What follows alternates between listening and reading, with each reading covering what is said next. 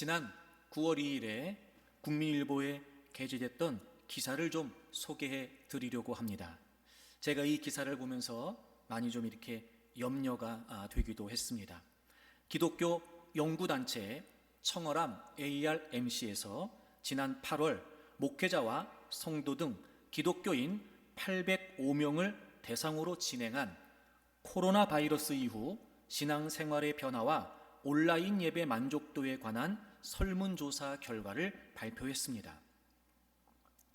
응답자의 50%가 코로나 바이러스 이후 온라인 예배를 드리고 있었습니다. 그리고 37%는 현장 예배를 드렸다고 응답을 했다고 합니다. 그런 걸 보면 13% 정도는 예배를 드리지 않았다라고도 우리가 예측을 할 수 있습니다. 코로나를 통해 예배의 변화가 일어나게 된 거죠. 특별히 온라인 예배 참여자들 중에서 23%는 본 교회 외에 다른 교회의 영상을 찾아보면서 온라인 예배를 드렸다고 합니다. 그런데 그 설문조사를 발표하면서 이렇게 온라인 예배를 드리는 걸 적극적으로 드렸다라고 그렇게 기사를 썼더라고요.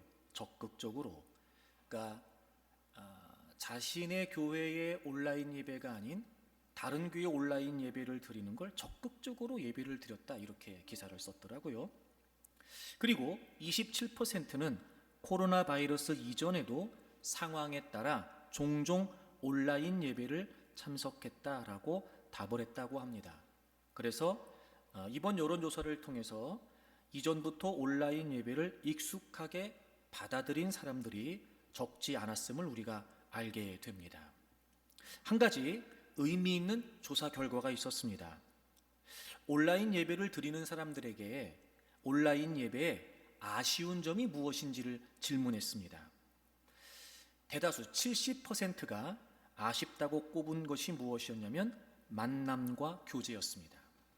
그리고 27%는 주의 만찬, 23%는 찬양 순으로 온라인 예배가 아쉬웠다라고 이야기를 했습니다. 제가 의미 있는 조사라고 말씀드린 이유는 온라인 예배를 통해서 당연히 모이지 못하기 때문에 만날 수가 없었겠죠. 교제가 이루어지지 않는다는 겁니다. 그리고 당연히 모이는 예배가 아니다 보니 주의 만찬도 행할 수 없었을 것이고, 특히 찬양이라고 답했던 분이 23%나 됐는데요. 저는 기도도 동일할 거라고 생각이 되는데, 물론 개인적으로도 찬양할 수 있고 기도할 수 있습니다. 하지만 여러분, 공동체가 함께 모여서 드린 예배 가운데 찬양과 기도가 훨씬 더 은혜로웠다는 걸 알려주고 있는 건 아닐까 싶습니다. 결국 온라인 예배에 아쉬운 점이 드러나면서 이 온라인 예배는 공동체성이 없다는 것이 입증된 것입니다. 온라인 예배의 한계, 공동체적 예배가 아니라는 겁니다. 그러니까 굳이 설명하고 이런저런 설명을 하지 않아도 이미 우리가 예배를 드린다 라고 할 때는 어떤 개념이에요? 공동체적 예배를 의미하고 있었다는 겁니다. 그러니까 예배는 이미도 공동체적 예배를 추구하고 있었다는 거예요. 한 가지 좀 걱정스러운 답도 있었습니다.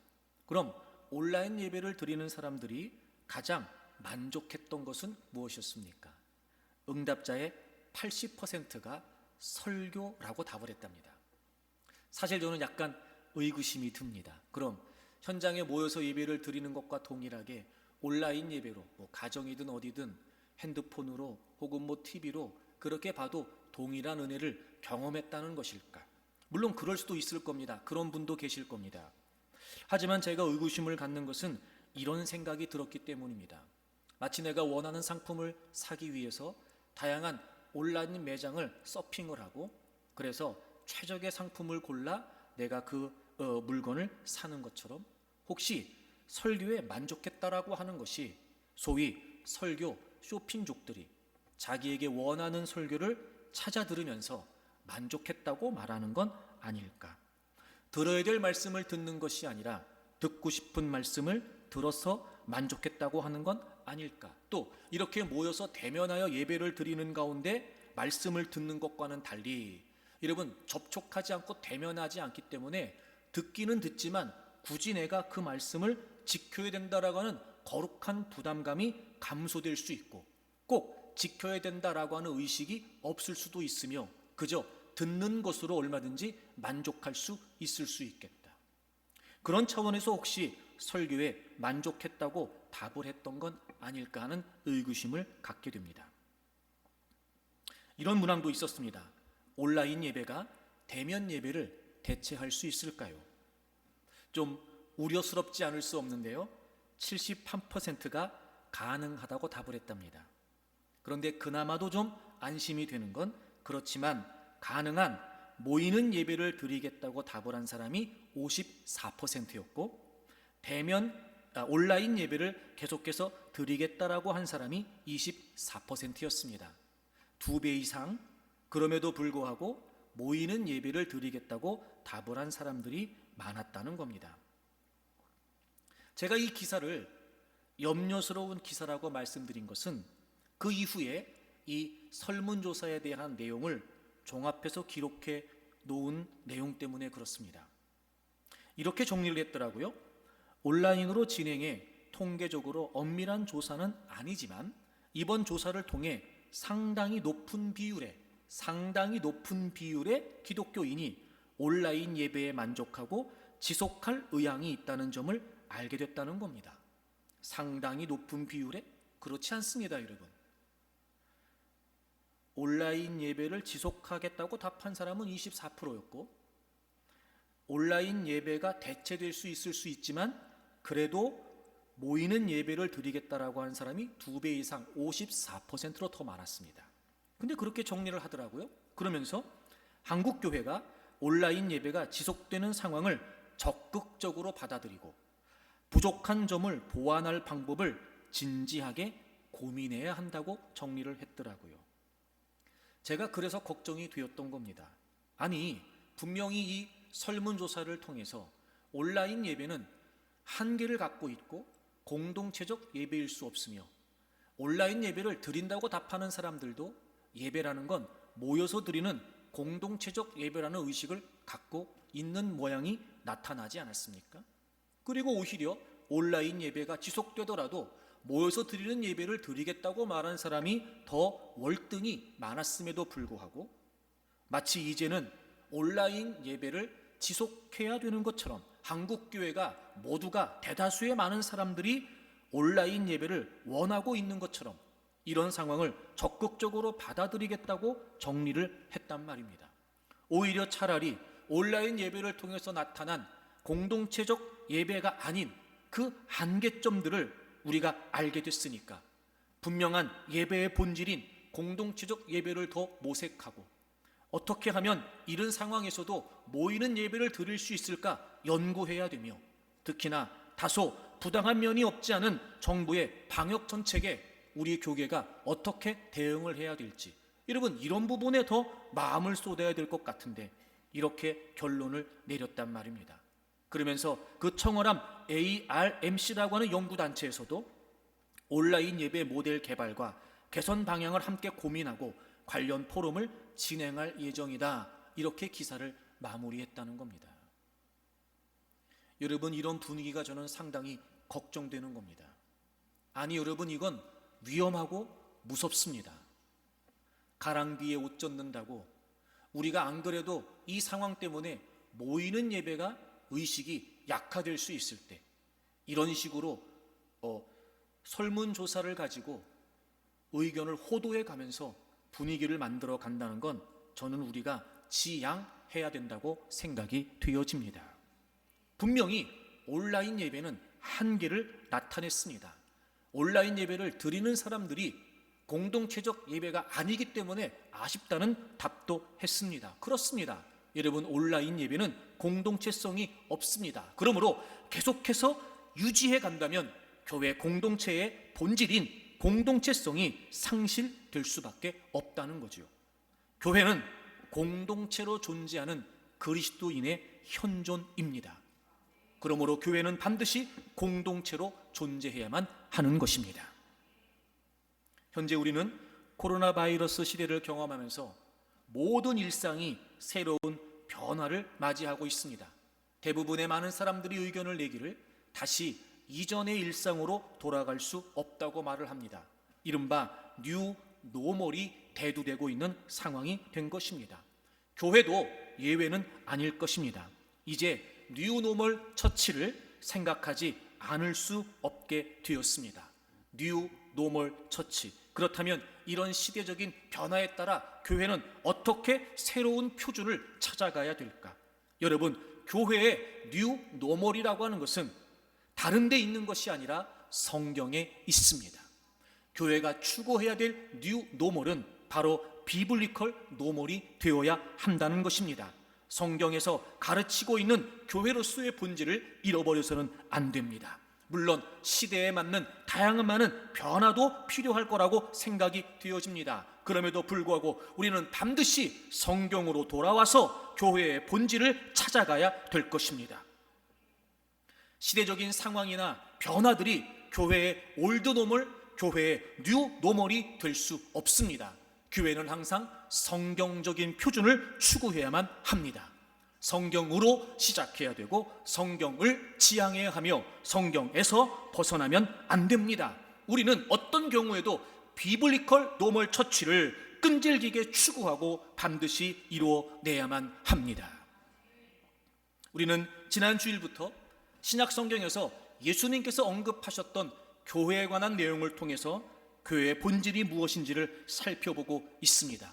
베드로가 주는 그리스도이시요 살아계신 하나님의 아들이십니다 라고 고백을 하고 그 고백을 들으신 주님께서 흔쾌히 그에게 축복하면서 약속을 해주십니다. 내가 너의 그 신앙 고백 위에 교회를 세우겠다. 내가 이 반석 위에 내 교회를 세운다 라고 말씀하셨습니다. 주님이 사용하셨던 그 교회라고 하는 단어는 부름받은 자들이라는 의미입니다. 히브리어의 카할이라고 하는 단어를 번역한 이 에클레시아는 집회 혹은 모임을 뜻합니다. 그러므로 주님이 사용하신 이 교회라고 하는 단어는 모인 무리들을 가리키는 말로 사용된 것이었습니다. 즉 교회라고 하는 그 말 자체에 이미 복수의 의미를, 연합의 의미를 포함하고 있었다는 겁니다. 그렇습니다. 교회가 이 시대에도 추구해야 될 비블리컬 노멀이 무엇일까? 교회는 바로 공동체로 존재한다는 것입니다. 성경은 이 공동체 간에 이렇게 우리에게 가르쳐주고 있습니다. 지체와 몸으로 말이지요. 여러분, 몸에는 많은 지체가 있습니다. 그런데 그 지체들은 또 한 몸을 구성하기도 합니다. 그렇습니다. 우리가 공동체라는 게 무슨 의미입니까? 교회는 주님의 몸입니다. 그리고 우리는 그 주님의 몸을 이루는 지체들입니다. 그렇게 우리는 주님의 몸으로 존재하는 겁니다. 주님의 몸을 이루는 지체로 존재하는 것입니다. 여러분, 뉴노멀 시대에 우리가 추구해야 될 비블리컬 노멀 처치는 무엇일까? 바로 교회는 주님의 몸이라는 겁니다. 그렇게 우리는 공동체로 존재한다는 것입니다. 우리에게 생명을 주신 그 예수 그리스도의 생명에 우리가 연합되어 그분을 중심으로 하나가 된 공동체, 바로 그것이 교회의 본질이었습니다. 구원은 개인적으로 받습니다. 그렇지요. 개인의 믿음으로 구원받습니다. 그리고 모든 구원받은 각 개인은 주님의 몸인 공동체, 교회의 지체를 이루게 되는 것입니다. 주님께서 그렇게 교회를 세우시겠다고 말씀하셨습니다. 바로 베드로의 신앙 고백 위에 말이죠. 그러니까 교회가 세워진 근거는 무엇입니까? 바로 예수님께서 그리스도, 즉 메시아이시고 그분이 우리의 주님이시라고 하는 분명한 신앙 고백이 근거가 되어 교회가 세워지는 것입니다.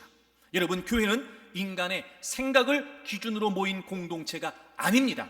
살아계신 하나님의 아들 예수 그리스도가 우리의 구주이시며 주인이시라고 하는 분명한 신앙 고백을 기초로 한 공동체가 바로 교회입니다. 사랑하는 여러분, 주님에 대한 신앙 고백이 분명히 있으시지요. 주님이 그리스도이시고 살아계신 하나님의 아들이시라는 사실을 여러분 다 믿으시지요. 그렇다면 이제 여러분들은 교회가 된 것입니다. 그리고 그런 우리가 모여서 한국중앙교회라고 하는 주님의 몸된 공동체를 이루는 지체들이 된 것입니다. 확신하셔야 됩니다. 이런 성경적인 교회론을 우리가 확고히 이해하고 있어야 됩니다. 주님에 대한 분명한 신앙 고백, 그리고 우리는 우리 교회 공동체의 지체로 속해 있다라고 하는 이 지체 의식, 여러분, 이 성경적인 교회론을 우리가 확고하게 가지고 있어야 합니다. 복음의 확신과 더불어 교회라고 하는 공동체에 대한 확신도 중요합니다. 우리는 그렇게 주님의 몸으로 공동체를 이루어 존재하고 있는 것입니다. 사랑하는 여러분, 여러분이 속한 우리 교회와 그리고 이 교회 공동체의 구성원이 되었다라고 하는 그 확신 속에 우리는 모두 교회 공동체라고 하는 공동 가치, 우리는 모두 이 교회 공동체 지체라고 하는 공통된 정체성을 가지고 있어야 합니다. 그렇게 공동체성을 의식해야 되고, 그렇게 공동체성을 추구하고 오히려 더 공동체성을 강화해 나가야만 합니다.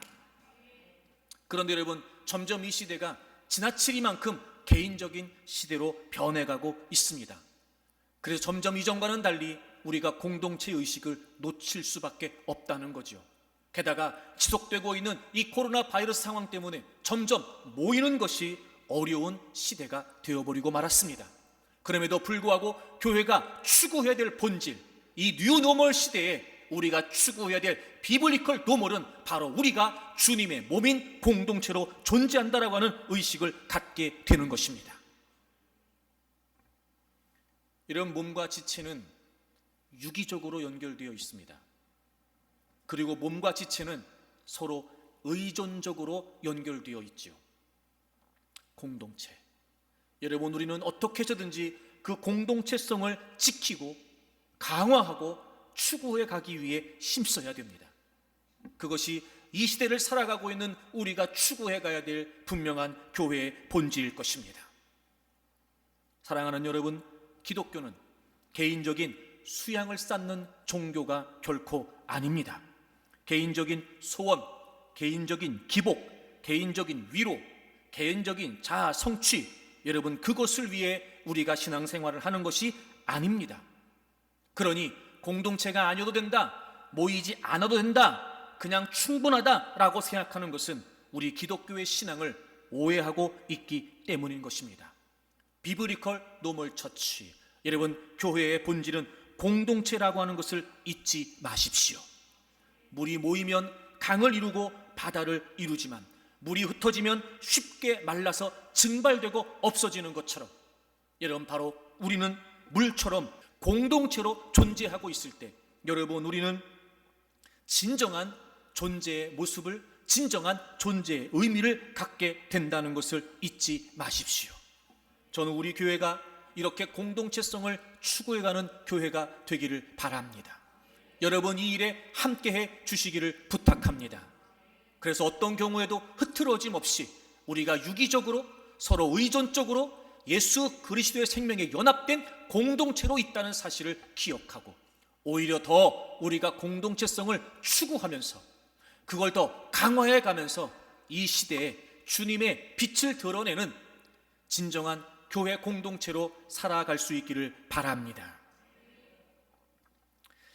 순수하게 한국인에 의해 세워진 최초의 한국교회는 1884년 6월 황해도에 세워진 솔레교회입니다.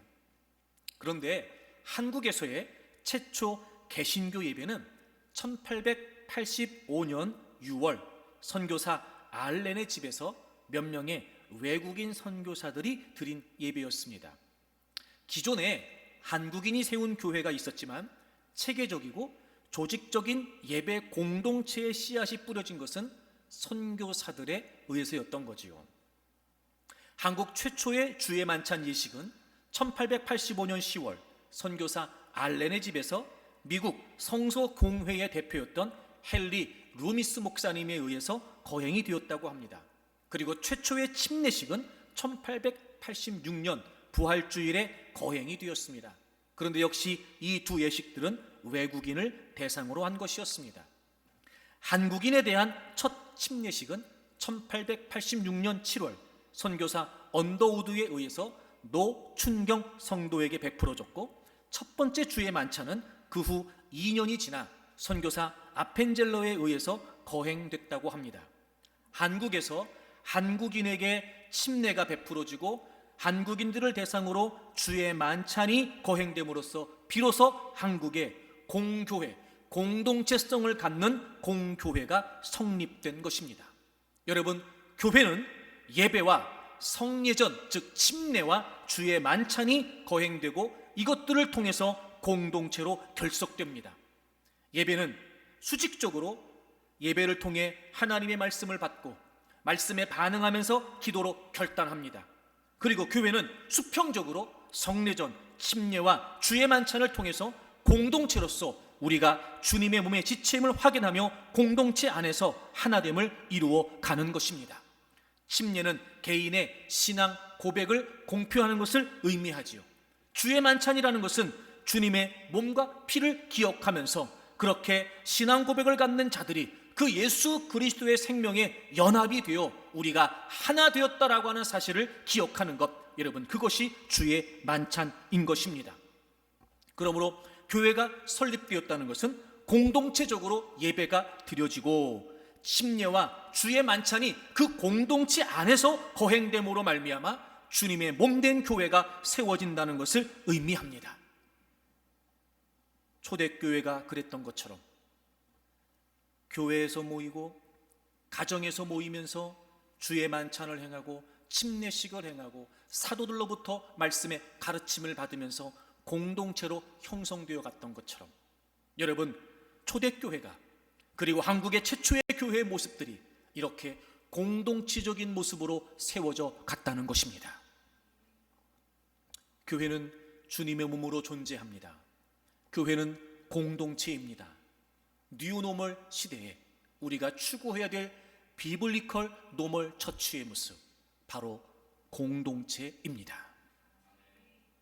그리고 오늘은 본문을 배경으로 해서 두 번째, 이 뉴노멀 시대에 우리가 추구해 가야 될 비블리컬 노멀은 과연 어떤 본질을 갖고 있을까? 교회 공동체는 어떤 본질을 추구해 가야 될까? 여러분과 말씀을 좀 나누려고 합니다. 여러분, 오늘 본문을 좀 보시면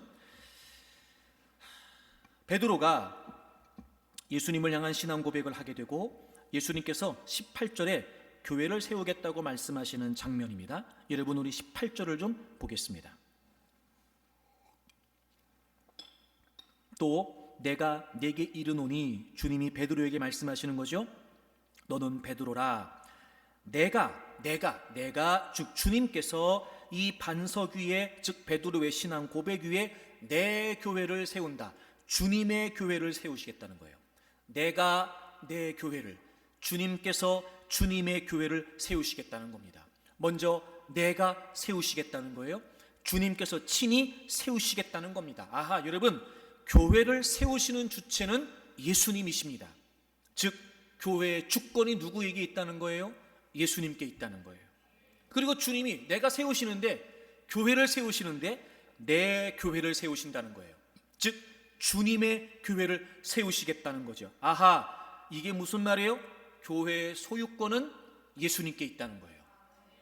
내가 내 교회를 세운다. 다시 말해 교회의 주권과 교회의 소유권이 누구에게 있다는 겁니까? 예수님께 있다는 겁니다. 여러분, 비블리컬 노멀 처치, 우리가 추구해 가야 될 두 번째 교회의 본질이 무엇입니까? 주님께서 주권을 갖고 계시고 주님께서 소유권을 갖고 계시는 교회를 세우시겠다는 거예요. 다시 말해 여러분, 교회는 주님을 위해 존재한다는 겁니다. 여러분, 교회는 주님의 몸으로 존재합니다. 그리고 두 번째, 교회는 주님을 위해 존재하는 것입니다. 내가 내 교회를 세우시겠다는 거예요. 주님께서 주님의 교회를 세우시겠다는 겁니다. 결국 주님을 위해 세우신다는 의미지요. 그러므로 우리가 추구해 가야 될 교회의 본질이 무엇입니까? 그건 바로 교회는 주님을 위해 존재한다는 것입니다. 여러분, 이렇게 한번 설명드려 보겠습니다. 교회가 나를 위해 존재하는 것이 아니라 내가 교회를 위해 존재하는 것입니다. 교회가 여러분을 위해 존재하는 것이 아니라 여러분이 교회를 위해 존재하는 것입니다. 교회, 주님의 몸된 교회가 우리를 위해 존재하는 것이 아니라 우리가 주님의 몸된 교회를 위해 존재한다는 것입니다. 여러분, 우리가 교회를 세우지 않았습니다. 우리는 세움받은 주님의 몸된 지체일 뿐입니다. 그것을 잊어서는 안 될 것입니다. 물론 우리는 교회의 주인이신 주님께서 우리에게 위임하신 책임에 대해 생각하고 그 책임을 다하는 것에 마음을 쏟아야만 할 것입니다. 그러나 우리는 세움받은 교회 공동체 지체일 뿐, 교회의 주권과 소유권은 예수님께 있음을 명심해야 될 것입니다. 우리는 교회를 세우신 분이 누구신지, 우리는 교회를 통치하시는 분이 누구신지를 꼭 기억해야만 합니다. 교회 공동체는 주님께서 세우신 주님의 소유인 것이지요. 여러분, 그럼 우리가 이렇게 생각할 수 있습니다. 교회가 주님의 것이라면 교회 공동체 지체인 우리 또한 주님의 것입니다. 교회를 주님께서 세우신 것이라면 그 교회 공동체 지체인 우리 또한 주님께서 세우신 것입니다. 그분은 우리를 핏값으로 사셨습니다. 우리를 구원해 주셨습니다. 그리고 그분의 몸된 교회 공동체 지체로 불러주셨습니다. 예수님께서 우리의, 그리고 우리 교회의 주인이십니다. 그러므로 교회의 본질에 있어서 주님께서 우리의 삶에, 우리 교회의 주인이시라고 하는 사실은 반드시 강조되어야만 하는 것입니다. 교회가 나를 위해 존재하는 것이 아닙니다. 내가 교회를 위해 존재하는 것입니다. 주님께서 나를 위해 존재하는 것이 아닙니다. 내가 주님을 위해 존재하는 것입니다. 그럼 왜 주님께서 교회를 세우셨을까요? 즉, 주님을 위해 존재한다는 건 어떤 의미일까요? 여러분이 성경을 하나 찾겠습니다. 이사야 43장입니다. 이사야 43장 21절. 우리 함께 읽겠습니다. 이 백성은 내가 나를 위하여 지었나니 나를 찬송하게 하려 함이니라. 아멘. 하나님께서 하나님의 백성들을 하나님을 위해 지으셨답니다. 하나님을 위해 세우셨답니다. 여러분, 우리가 잘 알죠? 19절에 보면 보라, 내가 새 일을 행한다라고 말씀하셨어요. 여러분, 여기에서 하나님께서 새 일을 행하시겠다는 것은 이 시대적인 배경으로 포로로 끌려갔던 이스라엘 백성들을 다시 바벨론에서 예루살렘으로 돌아오게 하시겠다는 의미를 담습니다. 그리고 궁극적으로 메시아 예수 그리스도를 통해서 구속의 사역을 펼치시겠다는 것을 의미합니다. 즉, 하나님께서 새 일을 행하셔서 그분의 백성들을 구원하신 이유가 무엇이에요? 바로 하나님을 찬송하게 하려 함이었습니다. 여기에서 찬송이라는 건 우리가 폭넓게 찬송이라고 쓰는 그런 단어가 아닙니다. 여기에서 찬송이라고 하는 말은 좀 더 축소된 의미로 오직 하나님만을 향한 찬양을 의미합니다. 하나님에 대한 고백, 하나님께 대한 영광, 하나님을 하나님으로 인정하고, 이렇게 오직 하나님을 인정하여 그분께만 영광과 경배를 올려드리는 찬양을 의미합니다. 여러분, 교회의 본질은 무엇이라고요? 주님을 위해 존재한다고요. 주님을 위해 존재한다는 게 무슨 말인지 아십니까? 우리가 주님의 영광을 위해 존재한다는 것입니다. 여러분, 이 시대에 우리가 추구해야 될 비블리컬 노멀 처치, 그것은 바로 우리는 하나님의 영광을 위해 존재한다는 것입니다. 우리는 하나님의 영광을 추구하는 것이지 우리 자신의 영광을 추구하는 것이 아닙니다. 우리는 하나님의 영광을 추구하기에 모인 것이지 우리의 자랑거리를, 나의 자랑거리를 만들기 위해 모인 것이 아닌 것입니다. 우리의 궁극적인 목표는 모든 방법과 모든 수단과 모든 과정을 동원해서 오로지 한 분, 이 교회의 주인 되신, 그리고 우리의 교회를 세우신 바로 그 하나님께, 주님께 영광을 올려드리는 것입니다. 그리고 우리는 그분을 위해 존재하기에 우리는 바로 그분의 영광의 도구가 되는 것입니다. 예배, 교제, 교육, 훈련, 사역, 섬김, 봉사, 이런 모든 것들은 바로 하나님께 영광을 돌리기 위한 수단이지 목적이 될 수 없습니다.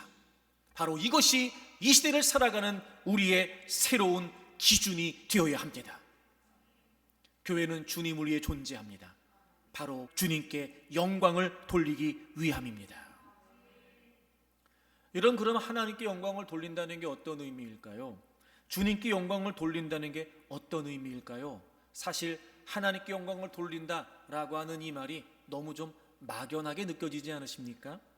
그래서 오늘 본문을 돌아오시면 주님께서 베드로에게 이런 말씀을 덧붙이십니다. 여러분 다시 마태복음 16장으로 돌아오셔서 교회를 세우겠다고 말씀하시고 마태복음 16장 19절에 보시면 마태복음 16장 19절에 보시면 예수님께서 이렇게 말씀하세요.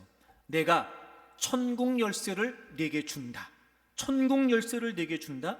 내가 땅에서 무엇이든지 매면 하늘에서도 매일 것이요 내가 땅에서 무엇이든지 풀면 하늘에서도 풀리리라. 아멘. 여러분 예수님께서 교회를 세우시겠다고 말씀하시더니 베드로에게 천국의 열쇠를 주겠다 이렇게 말씀하세요. 여기서 너에게 준다라고 하는 이 말씀은 물론 지금 베드로를 지칭하는 것입니다. 그리고 동시에 사도들을 그리고 그리스도의 교회 전체를 의미하는 표현입니다.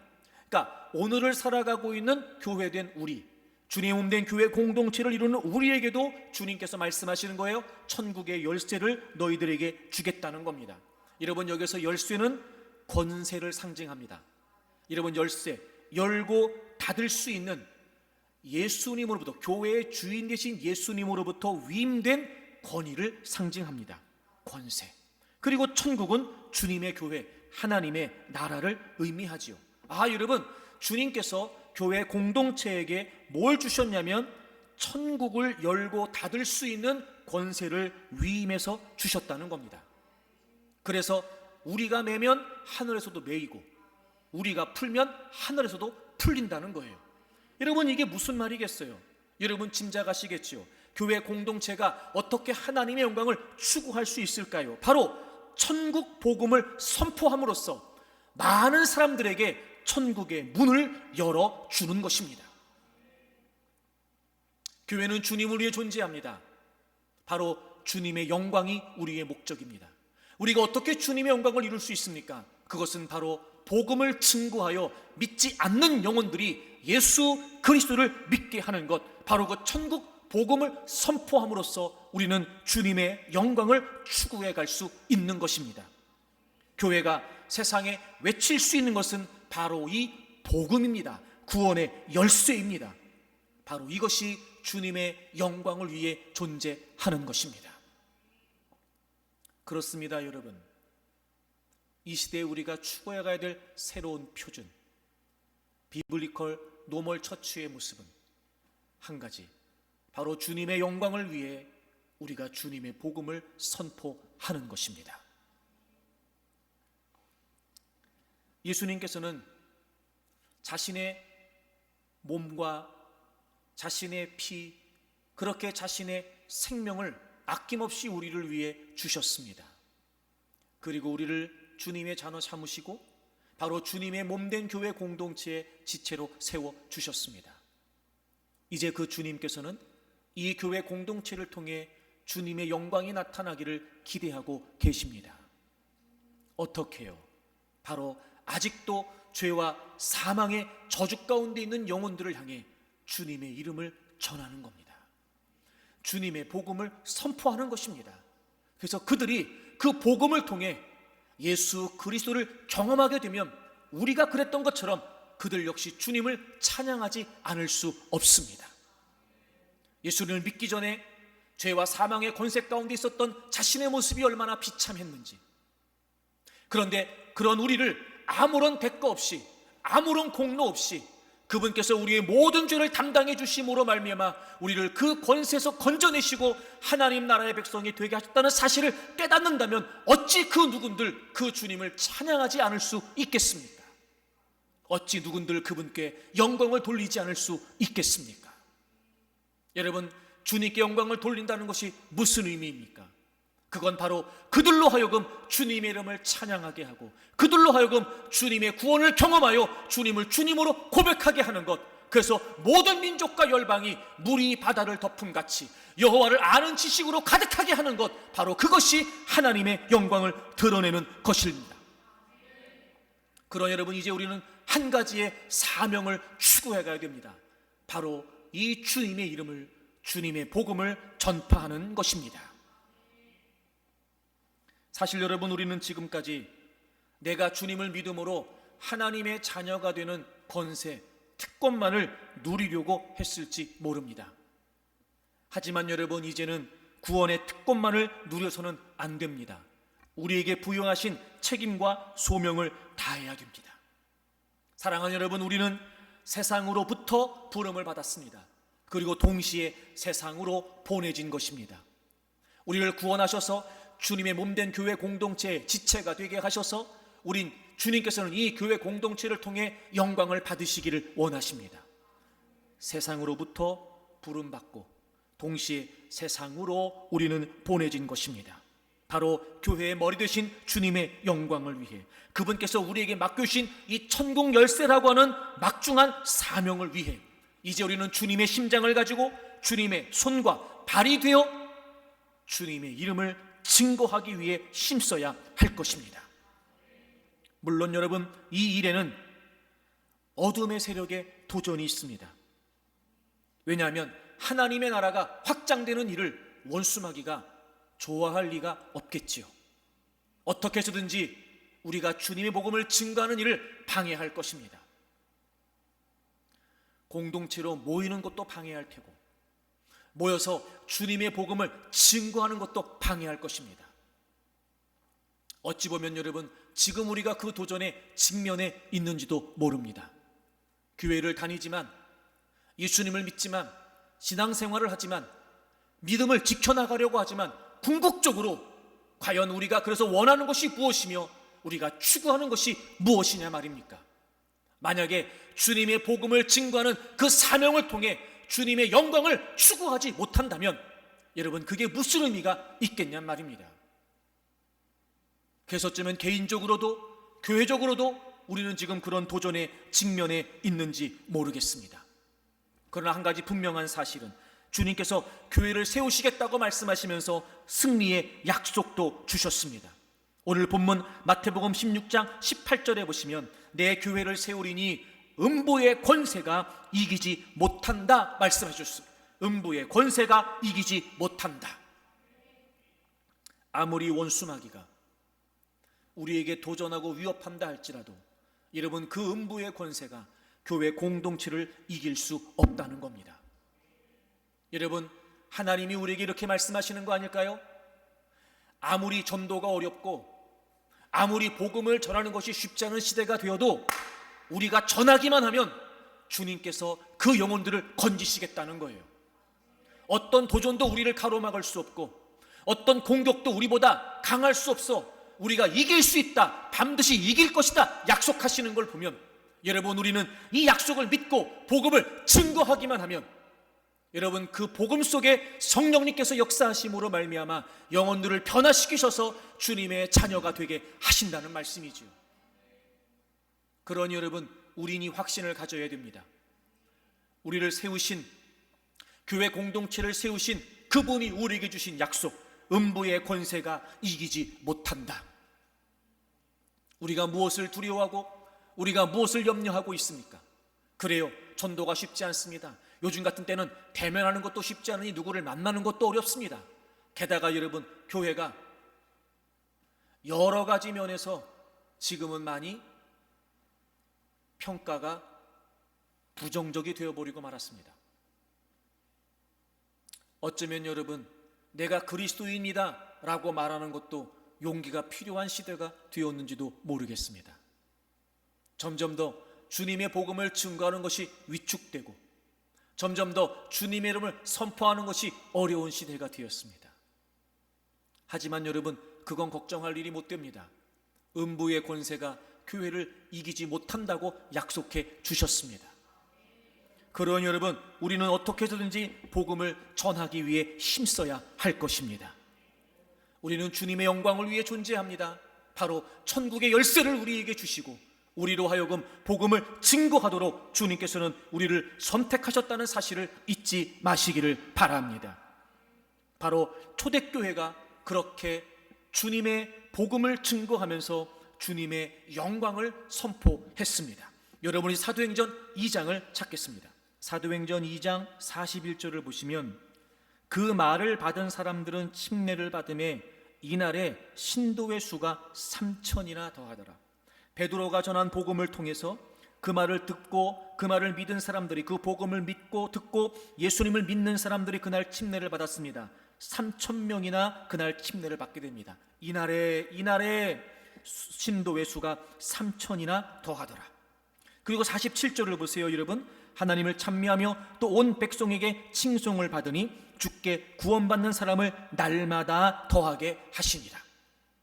날마다, 즉 그들이 끊임없이 주님의 복음을 선포합니다. 하루는 침례를 받는 사람이 3,000명이나 되었다고 합니다. 그리고 일시적인 사건으로 끝난 것이 아니라 날마다 구원받는 사람을 더하게 하셨습니다. 그러면서 여러분, 초대교회는 온 백성에게 칭송을 받게 된 것입니다. 주님의 복음을 선포함으로 그들은 주님이 영광을 받으시도록 존재했다는 겁니다. 아무리 강조도 지나치지 않습니다. 끊임없이 교회를 통해 하나님의 복음은 증거되어야 합니다. 날마다 주님의 복음이 선포되어야 합니다. 만약에 이 중요한 사명을 잃어버린다면 교회는 더 이상 진정한 의미로서 교회가 아닌 것입니다. 그런 걸 보면 여러분, 교회는 유람선이 아니라 구조선입니다. 교회 안에 들어와 있는 우리끼리 유흥을 즐기고 여러분, 우리끼리 즐거워하고 우리끼리 기뻐하는 유람선이 아니라 교회는 물에 빠져서 허우적대고 있는 사람들을 향해 달려가고 그리고 그들을 건져내야 되는 사명을 가진 구조선이라는 것입니다. 여러분, 교회의 본질은 죽어있는 영혼을 구원하는 데 있습니다. 교회의 본질은 신교가 아닙니다. 교회의 본질은 사회 참여가 아닙니다. 교회의 본질은 사회 봉사가 아닙니다. 물론 교회가 좋은 이미지를 갖도록, 교회가 많은 사람들에게 칭찬을 받도록 그런 부분에 신경을 써야 되는 것도 물론입니다. 하지만 거기에 유혹이 있고 거기에 함정이 있다는 것도 우리는 놓쳐서는 안 됩니다. 사실 이 모든 교회 사역들은 궁극적으로 영혼을 구원하기 위해 필요한 것이죠. 여러분, 왜 우리끼리 친밀한 교제가 필요합니까? 영혼 구원을 위해 우리가 하나가 되고 힘을 합치고 서로 격려해야 되기 때문에 그렇습니다. 어떻게 하면 영혼을 구원할 수 있을까? 영혼 구원의 계기를 마련하고 믿지 않는 사람들과의 접촉점을 찾기 위해 우리는 사회에 봉사하고 사회에 참여할 수 있는 것입니다. 구제도 해야 되겠죠. 또 소외된 사람들을 섬길 수도 있어야 될 것입니다. 지역사회에 적극적으로 참여하면서 우리가 감당할 수 있는 일을 해야 될 것입니다. 하지만 그것 자체가 우리의 사명이나 목적이 될 수는 없습니다. 그것은 바로 영혼을 구원하기 위해 필요한 도구일 뿐, 여러분, 그것이 우리의 목적이 될 수 없다는 겁니다. 교회의 사명은 교회가 좋은 이미지를 갖는 것이 아닙니다. 교회의 사명은 주님의 영광을 위해 천국 복음을 선포하고 영혼을 살려내서 그 주님의 영광을 찬양하는 것이 교회의 사명입니다. 만약에 교회가 이 사명을 잃어버린다면 더 이상 주님의 교회가 아닌 사람의 단체로 전락해버리고 말 것입니다. 우리는 그 사명을 위해 모인 것입니다. 주님께서 그 사명을 위해 우리를 세우시고 모으신 것입니다. 우리는 주님의 영광을 위해 존재합니다. 주님의 복음을 선포함으로 말입니다. 그러니 교회는 교회다워야 됩니다. 우리가 교회의 본질을 추구하기 위해, 주님을 위해 존재하기 위해 우리는 끊임없이 주의 복음을 전해야 합니다. 사랑하는 여러분, 올 한 해를 시작하면서 우리가 153 전도 축제를 계획하고 기도하는 중이었습니다. 예기치 못한 코로나 바이러스 상황을 만나면서 사실 그것이 중단된 거나 다름없습니다. 여러분, 다시 한번 여러분에게 권면하고 독려합니다. 여러분, 영혼을 위해 기도부터라도 시작하십시오. 물론 접촉이 어려운 시기입니다. 조심스러운 시기입니다. 물론이죠. 하지만 얼마든지 다른 방법으로 할 수 있습니다. 예배를 비대면으로 할 것이 아니라 얼마든지 영혼을 향해 비대면으로 우리는 접촉할 수 있다는 거예요. 끊임없이 방법을 강구해내십시오. 어떻게 하면 내가 복음을 증거할 수 있을까? 그 복음에 대한 결과는 주님이 책임지실 거고, 여러분, 우리의 책임은 전하는 데 있는 겁니다. 끊임없이 전하기 위해 힘쓰셔야 됩니다. 여러분 주변에 믿지 않는 사람들에게 주님의 복음을 증거하십시오. 그들도 그 주님의 구원을 경험하고 그들이 주님을 찬양하는 자들이 되도록 하십시오. 그렇게 우리 교회 공동체는 주님의 영광을 위해 복음을 증거하는 사명을 위해 존재한다는 사실을 다시 기억하고 우리가 그 교회의 본질을 추구해 갈 때 진정한 주님의 교회가 될 줄로 믿습니다. 오늘 마지막으로 여러분에게 이런 말씀을 드리려고 합니다. 열차와 선로에 대해서 좀 생각을 해보려고 하는데요. 선로를 좀 우리가 한번 생각해 볼까요? 여러분, 선로는요, 열차를 운행하는 기관사가 선로를 깔지 않습니다. 즉, 기관사가 선로를 결정하지는 않는다는 말이죠.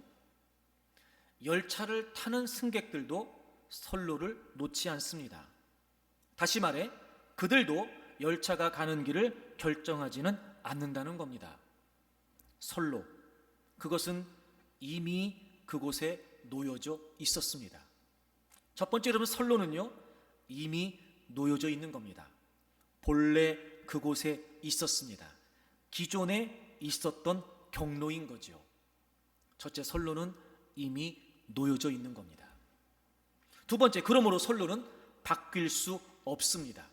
열차는 그 선로를 따라갈 때에만 목적지에 도착할 수 있습니다.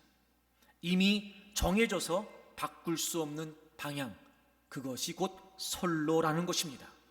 만약에 선로를 바꾼다는 건 목적지를 바꾼다는 걸 의미하는 거죠. 선로는 이미 놓여져 있습니다. 선로는 바꿀 수 없습니다. 그리고 세 번째, 선로를 벗어나서는 안 됩니다.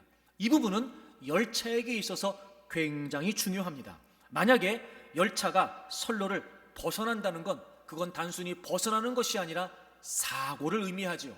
즉 생명이 위태로울 수도 있고 생명을 잃을 수도 있는 큰 사고가 된다는 겁니다. 그러므로 열차는 선로를 벗어나서는 달릴 수 없습니다. 선로는 이미 놓여져 있습니다. 기관사나 승객이 선로를 놓지 않습니다. 그러므로 그 목적지로 가기 위해서는 선로를 바꿀 수 없습니다. 그리고 반드시 열차는 그 선로 위를 달려야지 선로를 벗어날 수는 없습니다. 열차가 교회라면 선로는 사명입니다. 여러분, 주님께서 우리 교회 공동체를 세우실 때부터 이미 주님의 영광이라는 주님의 복음이라고 하는 사명은 정해져 있는 것입니다.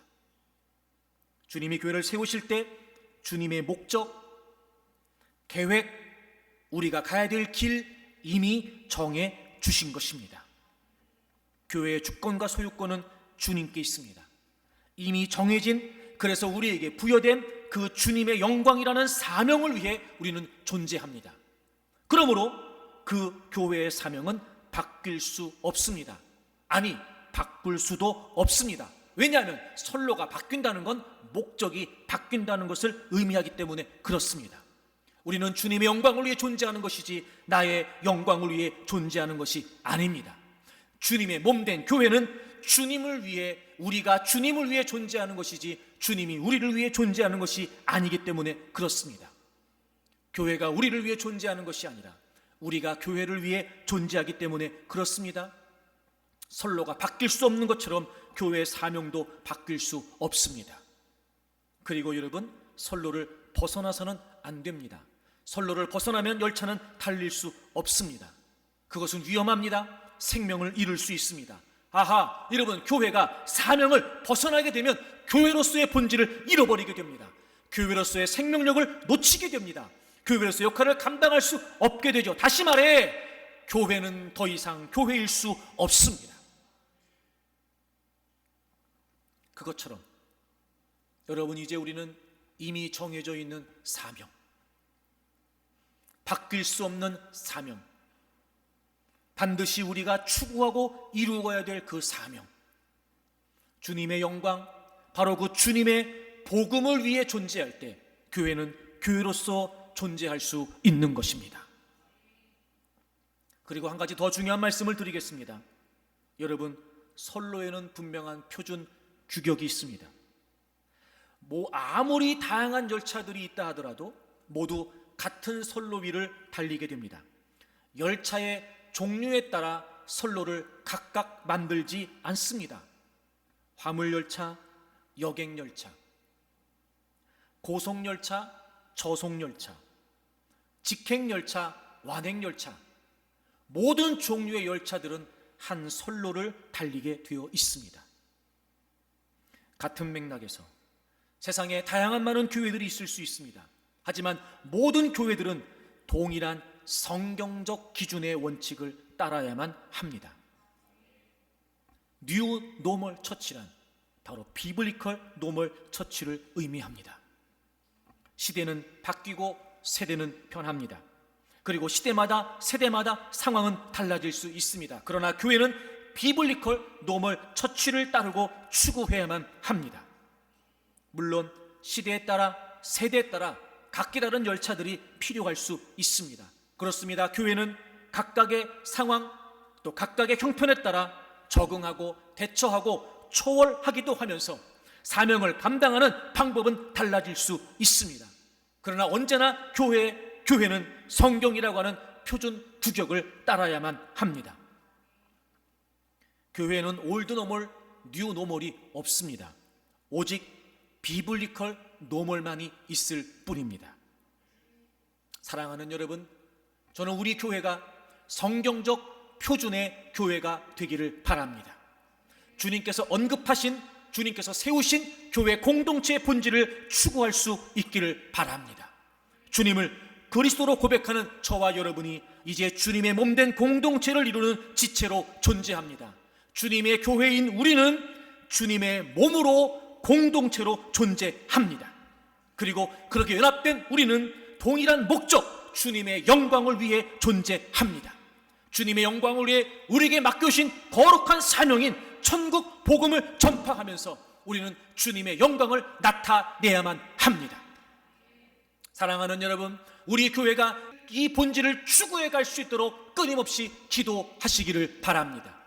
그리고 여러분이 기도뿐만 아니라 이 일에 적극적으로 동역하고 협력하면서 우리 교회가 교회로서의 본질을 세워가고 그리고 주님의 영광을 드러내는 일에 함께 해 주시기를 바랍니다. 아무리 시대가, 아무리 상황이 어려워도 결코 우리가 비블리컬 노멀 처치를 포기할 수 없기에 여러분, 우리는 이 교회의 본질을 인식하고 그리고 확신하고 당당하게 세상으로 향하여서 주님의 영광을 드러내고 주님의 복음을 선포하는 진정한 주님의 교회가 되기를 바랍니다.